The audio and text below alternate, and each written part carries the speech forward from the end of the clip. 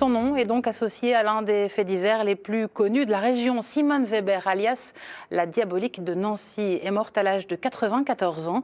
Une femme qui avait marqué les esprits pour l'horreur des crimes dont elle était accusée, mais aussi pour sa personnalité. Retour sur les faits avec Malika Boudiba.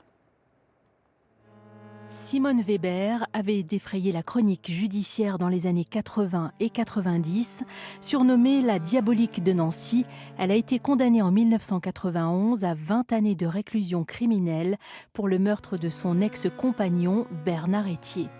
Elle avait en revanche été acquittée après la mort d'un autre homme, Marcel Fixard. Bernard Etier, un ouvrier de l'industrie chimique disparu en 1985 à Nancy, avait été harcelé pendant des mois par Simone Weber. Après de longues recherches, la police avait retrouvé sa voiture dans un garage à Cannes, dans les Alpes-Maritimes, garage loué par les sœurs Weber sous le faux nom de Madame Chevalier.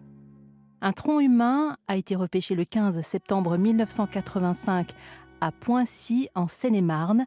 Après de longues expertises, il avait été attribué à Bernard Etier. Simone Weber, ancienne professeure de philosophie, a toujours clamé son innocence. Son caractère vigoureux, notamment face à Gilbert Thiel, juge d'instruction, lui avait valu de se faire remarquer. En 2016, elle s'était indignée de la diffusion d'un téléfilm sur son affaire.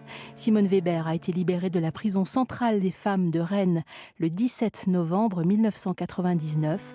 Elle a ensuite vécu chez sa sœur à Cannes avant d'intégrer une maison de retraite.